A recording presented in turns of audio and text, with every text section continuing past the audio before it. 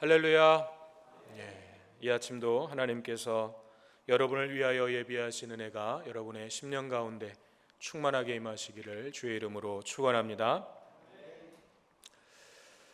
애굽에 정착했던 70명의 그 야곱의 후손들이 400년의 세월이 흘러가면서 큰 민족을 이루게 되었습니다. 이것은 그들 스스로가 이제 우리가 큰 민족을 이루자, 우리가 열심히 노력해서 큰 민족을 이루자 하면서 계획하고 노력해서 된 일이 아니었습니다.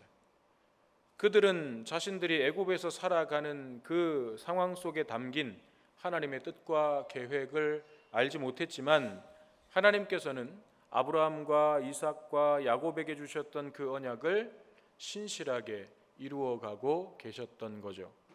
그래서 지난주에 우리가 살펴봤던 출애굽기 1장 1절에서 7절의 내용이 무엇이었습니까? 그렇게 이제 큰 민족을 이루며 애굽에서 살아가고 있던 이스라엘 백성들의 뿌리가 애굽이 아니다. 너희들은 애굽 사람이 아니다. 너희들의 뿌리는 아브라함과 이삭과 야곱이다. 이거였죠. 그리고 이 믿음의 조상들에게, 아브라함과 이삭과 야곱, 이 믿음의 조상들에게 주셨던 하나님의 약속이 개인적인 차원에서 주어졌고 계승되어 왔던 것이라면, 이제는 출애굽기에서는 어떻게 해요?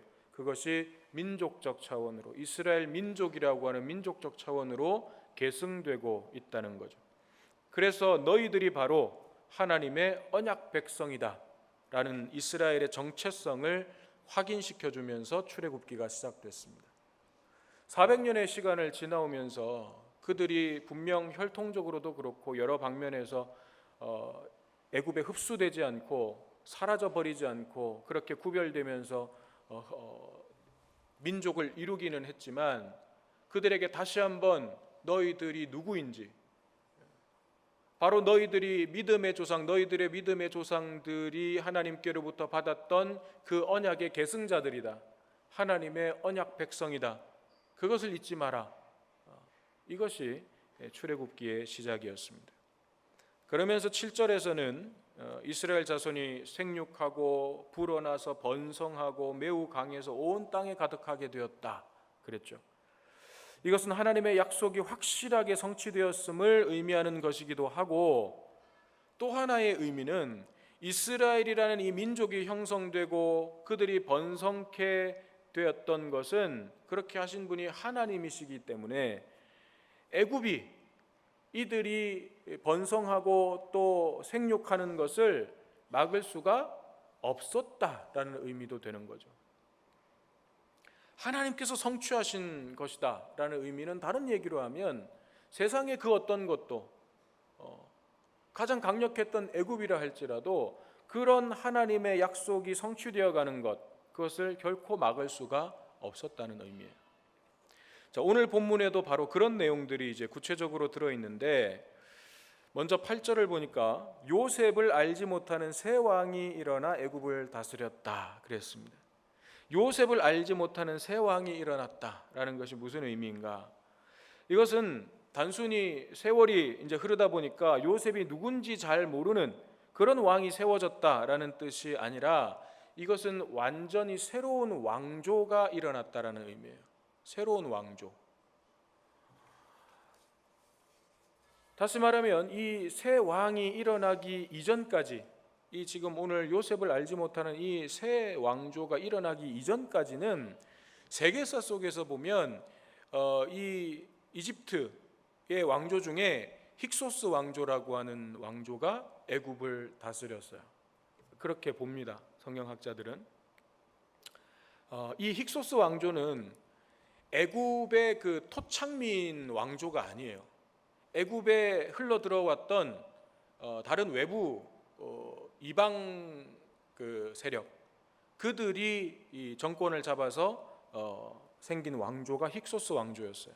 그래서 이 왕조는 이스라엘 후손들에 대해서 관대했습니다. 그러니까 이방 어떤 민족들에 대해서도 관대했어요. 그런데 세월이 흘러서 애굽의 토착 세력이 이 힉소스 왕조를 몰아내고 새로운 왕조를 세운 거예요. 그러니까 토착 세력이 왕권을 잡았다는 것은 다른 말로 얘기하면 이제 이들은 이스라엘에 대해서 적대적 관계가 된다는 거예요. 이제는 외부 세력, 외부에서 흘러 들어온 이방 세력들에 대해서 관대해지지 않는다는 거예요. 적대하게 된다는 거예요. 그리고 이것은 단순히 이스라엘 후손들을 대적한다, 그 사람들을 대적한다는 의미만이 아니라 이스라엘의 하나님을 대적한다라는 의미로 그런 세력으로 등장하게 된다는 것입니다.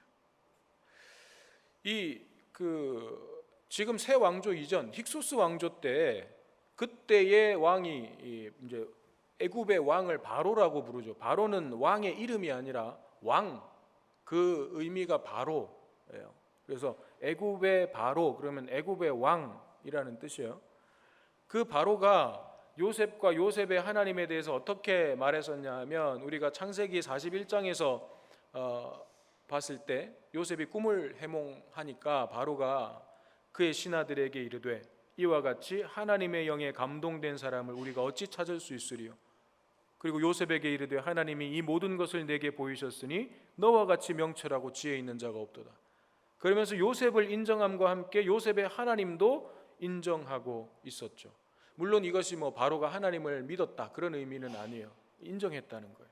그런데 오늘 본문에 요셉을 알지 못하는 새 왕조가 시작되었다는 것은 요셉만이 아니라 요셉의 하나님도 인정하지 않고 대적하는 왕조가 일어났다라는 뜻이에요. 나중에 이제 나오겠습니다만 좀 뒤로 가서 출애굽기 5장 2절에 보면 이 새 왕조의 바로가 어떤 마음이었는지가 나오는데 그는 이렇게 이야기합니다. 바로가 이르되 여호와가 누구이기에 내가 그의 목소리를 듣고 이스라엘을 보내겠느냐. 나는 여호와를 알지 못하니 이스라엘을 보내지 아니하리라. 이처럼 요셉과 여호와 하나님에 대해서 호의적이지 않았던 이 새 왕조는 이스라엘 백성들의 숫자가 계속 불어나고 번성하는 것을 매우 경계했습니다. 왜냐하면 본문에도 나오듯이 이들이 점점 불어나서 다른 이 애굽의 대적들과 손을 잡고 애굽을 대항하면 결국 애굽에 큰 위협이 되기 때문에 이스라엘 백성들이 번성해 가는 것을 매우 경계했죠. 자, 그러면 그런 상황 속에서 이 새 왕조는 당연히 어떤 대책을 세우겠습니까? 이스라엘의 힘을 약화시키고 이 민족이 번성해 가는 것을 막으려고 하겠죠. 그래서 이스라엘 백성들을 노예로 삼고 그들을 압제하고 착취하고 고된 노역을 시키기 시작한 것입니다. 11절에 이제 그 내용이 나오죠. 감독들을 그들 위에 세우고 그들에게 무거운 짐을 지워 괴롭게 하여 그들에게 바로를 위하여 국고성 비돔과 람셋을 건축하게 하니라. 국고성이라고 하는 것은 국가에서 필요한 그 식량과 어떤 그런 무기들을 공급하는 혹은 보관했던 그런 창고 역할을 했던 성읍을 말합니다. 그래서 그 규모도 상당히 클 수밖에 없었어요. 이런 공사에 이제 강제 동원되었던 거죠. 자, 그렇게 하면 이제 이런 식으로 이제 압제를 하면 일석이조의 효과가 있습니다. 첫째는 풍부한 노동력을 마음껏 써먹을 수 있는 거죠. 노예로 삼아가지고. 두 번째는 뭘까요? 고된 노역을 시키면 어떻게 해요? 집에 가면 뭐 하기 바쁘겠습니까? 잠자기 바쁘고 하루 종일 막 육체적으로 너무너무 고단한 상태에서 집으로 돌아갔어요. 그러면 잠자기 바쁜 거예요. 그러면 그 다음 어떻게 돼요? 아이가 태어날 확률이 줄어드는 거죠. 번성해가는 것을 막을 수가 있는 것입니다. 일석이조의 효과가 있는 거죠. 그래서 그런 농담이 있더라고요. 아이들이 밤새 울고 보채고 하는 이유가 뭐냐면 동생 태어나지 못하게 하려고. 그래서 밤새 그렇게 막 보채고 찡얼대고 울고 잠을 안 잔다는 거예요. 동생 못 태어나게 하려고. 아무튼 바로가 이런 두 가지 노림수를 가지고 이스라엘 백성들을 압제했는데 그 시도가 보기 좋게 실패하고 말았습니다. 12절에 보니까 그러나 학대를 받을수록 어떻게 더욱 번성하여 퍼져갔다는 거예요. 자, 상황이 이렇게 되니까 급기야는 바로가 어떻게 해요? 히브리 산파들에게 아들이 태어나면 죽이게 하고 딸이면 살려두게 하는 거죠. 왜 딸은 살려두고 아들만 죽여요? 애굽의 위협이 될 것은 장차 성장해서 이제 성인 남자 숫자가 늘어나는 것, 그게 애굽의 위협이 되는 거니까. 그래서 남자 아기들만 죽이라는 거죠. 그런데 그것도 실패합니다. 히브리 산파들이 바로의 명령을 거역한 거죠. 사실 이건 목숨 내놓고 해야 되는 행동입니다. 바로의 명령을 거역한다는 것, 이것은 곧 죽음이죠. 목숨 내놓고 해야 되는 거예요. 그런데 산파들이 그렇게 바로의 명령을 거역한 이유가 뭡니까? 하나님을 두려워할 줄 알았기 때문에 그래요. 실제로 자기들의 생명을 죽일 수도 살릴 수 있는 건 누구예요? 생사 여탈권을 진 건 누구예요? 바로예요. 실제로 바로는 자기들을 죽일 수 있어요. 그런데 그런 바로보다도 역사를 주관하고 계시는 그 하나님을 두려워할 줄 알았다는 거예요. 그리고 그 하나님을 경외한 사람들이다. 그렇게 오늘 본문은 증거하고 있습니다. 그리고 본문 20절에 보면 이런 산파들에게 하나님께서 은혜를 베푸셔서, 이런 산파들로 인해서 하나님께서 이스라엘 백성들에게 은혜를 베푸셔서 이 백성이 오히려 번성하고 점점 더 강해졌다라고 말씀합니다. 애굽의 혹독한 핍박에도 불구하고 하나님께서 당신의 언약 백성들이 번성하여 퍼져나가도록 역사하셨다는 거죠. 조금 다르게 표현하면 애굽의 그 어떤 핍박과 공격도 하나님의 계획과 역사가 이루어지고 성취되는 것을 결코 막을 수가 없었다라는 거예요. 무슨 수를 써도 막을 수가 없었다는 거예요. 아무튼 이 모든 상황들은 결국 이 민족을 애굽에서 이끌어내실 그 하나님의 구원의 역사의 서막을 알리는 서곡인 것이에요. 그렇기 때문에 애굽의 압제와 이스라엘 민족의 고통은 분명히 겉으로 보면, 표면적으로 보면 부정적인 상황이고 절망적인 상황일 수 있는 거죠. 어느 날 새 왕조가 들어서더니 이제는 엄청난 노역을 부과하고 핍박하고 압제하는 상황이 왔으니까 이건 이스라엘 백성들로서는 부정적인 상황이고 절망적인 상황이죠. 이제 다 끝났구나. 우리를 이렇게 힘들게 하는, 못살게 구는 왕조가 들어섰으니 이제 우리는 끝났구나. 절망적인 상황일 수 있죠. 그렇지만 같은 상황을 믿음의 눈으로 바라보면 그 뒤에 감춰져 있는 하나님의 선한 역사가 있음을 알게 되는 것입니다. 고통과 절망의 상황이 오히려 하나님의 역사가 시작되는 신호탄이 된다는 것을 알게 되는 것입니다. 이제 앞으로 애굽은 계속해서 이스라엘을 압제하려 할 것이고, 그럼에도 불구하고 하나님은 그 속에서 이스라엘을 약속의 땅으로 보내실 준비를 해 나가실 것입니다. 말하자면 이제 싸움이 시작된 거예요. 그리고 이 싸움은 뒤로 갈수록 점점 치열해질 것입니다. 오늘 본문 22절에서 바로가 남자 아기들을 나일강에 던져버리게 했죠. 근데 이것도 이 싸움의 어떤 상징적 그림이에요. 여러분, 그냥 애를 죽일 거면 군대를 보내서 칼과 창으로 그냥 죽여버리는 게 훨씬 편하죠. 그게 확실하고. 그런데 나일강에 던지라는 거예요. 이게 무슨 말인가 하면 자기들이 섬기던 나일강 신, 애굽에는 수많은 우상들과 신들이 있었으니까 나일강도 나일강 신이 있는 거예요. 그 나일강 신에게 이 이스라엘 민족의 번성을 막아달라고 부탁하는 거예요. 남자 아기를 나일강에 던져버리는 것은 단순히 죽이겠다는 의미, 그 목적만이 아니라, 그것이 목적이었으면 칼과 창으로 죽여야죠. 나일강에 던진다는 것은 자기들이 섬기는 그 나일강의 신에게 이 민족의 번성을 막아달라고 부탁하는 의미가 되는 거예요. 그러면 결국 이것은 영적 싸움이 시작되었다는 것입니다. 영적 싸움이. 그런데 여기서 우리가 이런 부분을 한번 생각해 보면 좋겠습니다. 성경은 이 싸움을 바로와 애굽으로 상징되는 세상과 하나님과의 대립, 그죠?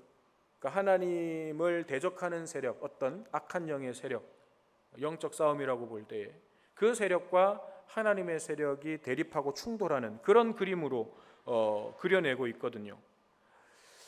그런데 생각해 보면 여러분, 이 세상에 존재하는 피조물들 중에서 하나님과 대등하게 싸움이 될 만한 존재가 있습니까?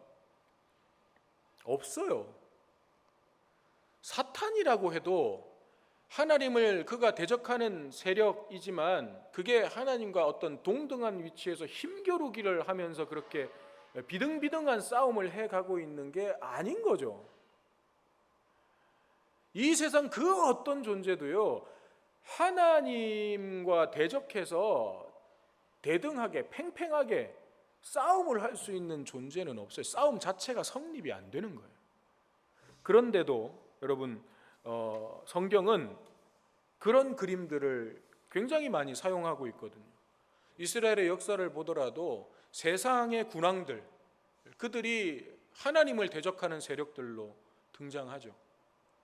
그런 이미지들이 계속해서 끝까지 하나님을 대적하고 또 하나님께서는 그들을 지켜보셨다가 또 심판하시고, 그런데 또 일어나고, 이런 끊임없이 하나님을 대적하고 이런 팽팽한 싸움이 일어나는 것을 성경이 그려내고 있는데 왜 그렇게 그려내고 있는 것인가?